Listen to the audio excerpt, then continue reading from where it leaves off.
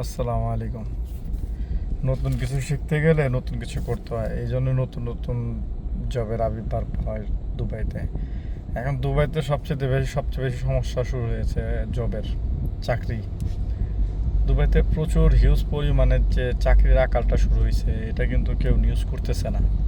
প্রতিনিয়ত এই দেশে জনসংখ্যা বাড়তেছে, বিভিন্ন দেশের থেকে লোক আসতেছে, বিশেষ করে আফ্রিকান কান্ট্রির লোক অনেক বেড়ে গেছে। নেপালের অনেক জনসংখ্যা অনেক এখানে বেড়ে গেছে। যে সময় আগে আগে বাংলাদেশির একটা মার্কেট দখল করেছিল, এই বাংলাদেশ সরকারের কারণে বিগত সরকার বা আগত সরকার, যে ধরনের সরকারই হোক না কেন, আওয়ামী, বিএনপি, সব ধরনের সরকারই সবসময় কিন্তু এরা কিন্তু সাপোর্ট দেয় না আমাদেরকে। তো এটা হচ্ছে একটা মূল বিষয় এখানে। এখন জবের আকার প্রচণ্ড পরিমাণ শুরু হয়েছে, যার জন্য আমরা এখন মানে কি করব, কোনো ওয়ে তো নেই আমাদের। আমরা এই দেখা গেছে যে জব চেঞ্জ করে জব করতে হয়, বিভিন্ন জবে ঢুকতে হয়, ঠিক আছে। যেহেতু আমাদের কাছে এখন বর্তমানে মানে স্কোপ নাই দুবাইতে অন্য কোনো কিছু করার, আমাদের অন্য কোনো কিছু করাও যাবে না। আর এখন তো তারা প্রত্যেকটা সেক্টরে আমিরাতি নিয়োগ দেওয়ার কথা বলছে অলরেডি। শেখ খলিফা অলরেডি বলছে এই জিনিসটা, যে আগামী থেকে যত কোম্পানি আছে এখানে 50% অভিবাসন কমিয়ে, বাইরের দেশে অভিবাসন কমিয়ে আমিরাতের জনসংখ্যা প্রাধান্য দেওয়ার জন্য, ঠিক আছে। তো ওই যে সৌদিতে যে নিয়মটা করা হয়েছিল, এই সেম নিয়ম, এই নিয়মটা এখানে ইমপ্লিমেন্টেড করা হয়েছে। এখন এটা অনেকে ম্যান্ডেটরি করুক বা না করুক, এটা যার যার ব্যক্তিগত ব্যাপার।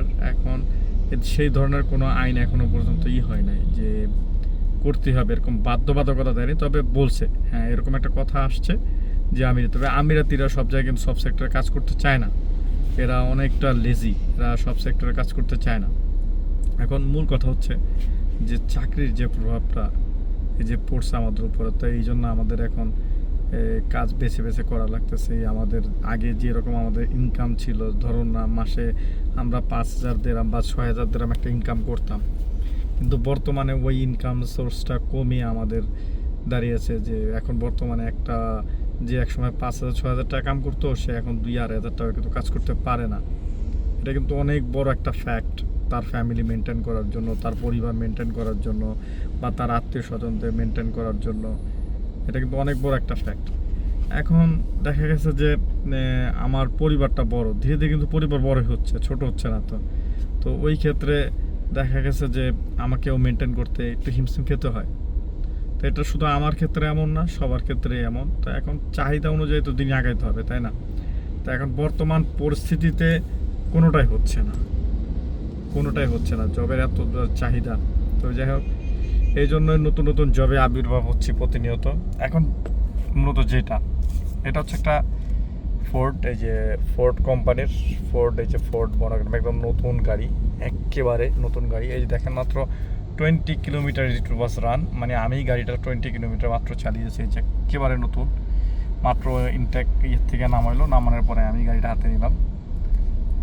তো নেওয়ার পর এখন গাড়িটা আমি রান করে নিয়ে যাচ্ছি শোরুমে।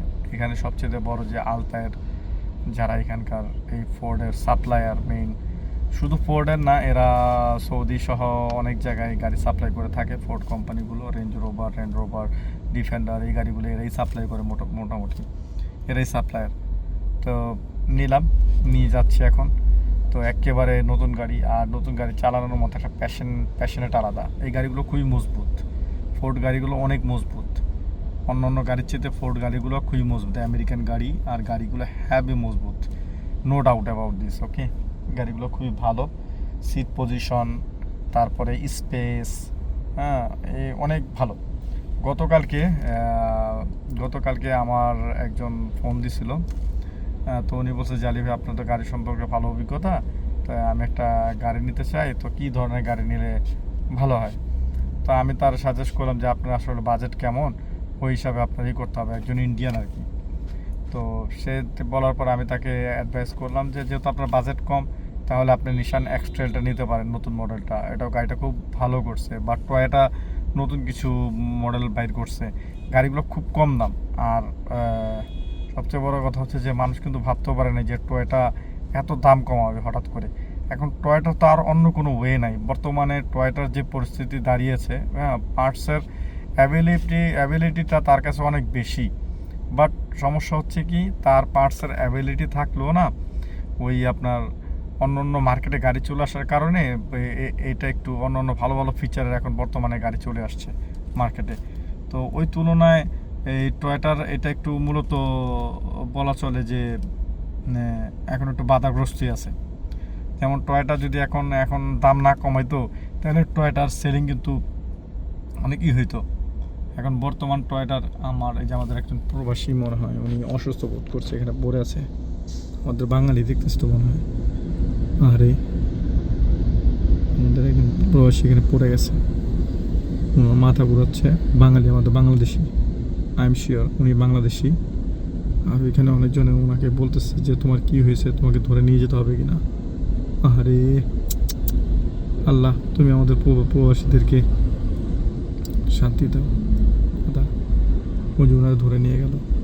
আরে বিদেশে মানুষের কি অবস্থা হয়, বিদেশে নিয়ে গেল। আল্লাহ ওনাকে ভালো করুক, ভালো রাখুক। প্রবাসী মানুষরা অনেক কষ্ট করে, আপনারা প্রবাসীদের কথায় কোনো কষ্ট পাবেন না। প্রবাসীদের মন হচ্ছে গিয়ে একেবারে সরল সোজা, প্রবাসীদের মনে কোনো কিছু নাই। প্রবাসীরা কাউকে কখনো ধোকা দিতে জানে না, তারা কাউকে কখনো ধোকা দেয় না। তারা দেশপ্রেমিক মানুষ, তারা দেশপ্রেম, তারা পারিবারিক প্রেমিক মানুষ। তারা পরিবারকে ভালোবাসে, অনেক বেশি ভালোবাসে। যারা প্রবাসীদের জানে না, চেনে না, তারা প্রবাসীদের নিয়ে প্রশ্ন করে, অনেক কথা বলে, কিন্তু প্রবাসীদের মতো ভালো মানুষ হয় না পৃথিবীতে। ঠিক আছে, সব প্রবাসী আবার একরকম না, কিছু কিছু তো ডিফাইন্ড আছে এই সব জায়গায়, সব ক্ষেত্রে, তাই না? তো যাই হোক, আমি যেটা বলতে চাচ্ছিলাম যে বর্তমানে সংকট, অনেক প্রবাসী অনেক চাকরিতে থাকতে পারতেছে না, অনেক সমস্যার মধ্যে পড়ে আছে। তো এইসব সমস্যাগুলো উঠতে অনেক সময় লাগতেছে সবারই মোটামুটি। তবে যাই হোক, আমরা যাতে আমাদের মতো করে সবাই সুন্দরভাবে ওইভাবে চলতে পারি, এগুলো বড় কথা, আর কোনো কিছু না। আমরা কাউকে কোনো আঘাত করে বা কাউকে কোনো কষ্ট দিয়ে কোনো কিছু না বলাটাই ভালো। এখন এই ফোর্ড এই গাড়িটার কথা বলতেছি, একটা নতুন একটা গাড়ি, নতুন লোকের একটা গাড়ি। হ্যাঁ, গাড়িটা একটু বাইরে নেমে, এখন যেহেতু সিগন্যাল আছে আমি বাইরে নেমেও দেখাতে পারি। গাড়িটাকে আমি বাইরে নেমে দেখাচ্ছি। এটা দারুণ ডিজাইনের লোকের গাড়ি। এই গাড়ির এটা হচ্ছে ওয়াইফাই, এখানে ওয়াইফাই, এখানে বিল্ট ইন ওয়াইফাই আছে। ঠিক আছে, এটা খুব সুন্দর বিল্ট ইন ওয়াইফাই সিস্টেম গাড়িটা। এখন আমি এটা লাগবে না।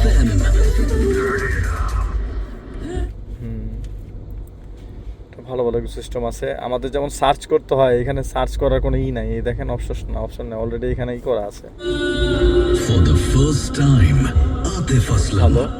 এনিওয়ে, এই মিউজিকের জন্য আবার কপিরাইট দিবে এরা কপিরাইট দেয় প্রচুর পরিমাণে।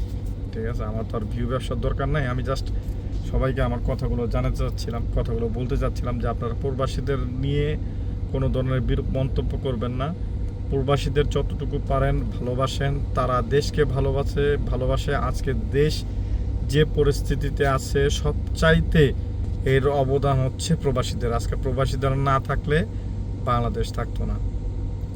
এই যে আমাদের শ্রমিক ভাইয়েরা বাসে চড়ে যাচ্ছে। আলহামদুলিল্লাহ, আল্লাহ পাক সবাইকে ভালো রাখুক, সুস্থ রাখুক। দোয়া করবেন, আমাদের জন্য দোয়া করবেন, সবার জন্য দোয়া করবেন। ভাইয়েরা ডিউটি সকালে 5টার সময় গেছে, মাত্র নামছে, দাঁড়ায় যে নেমে রুমে যাচ্ছে। এইগুলো হচ্ছে ক্যাম্প, এই যেগুলো হচ্ছে ক্যাম্প। একসময় আমিও ক্যাম্পে গেছি, এইসব ক্যাম্পিংগুলোতে ক্যাম্পে।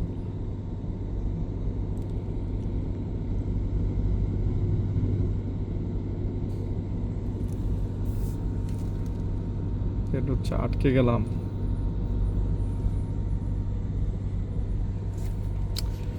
ওকে, সবাই ভালো থাকুন, ধন্যবাদ।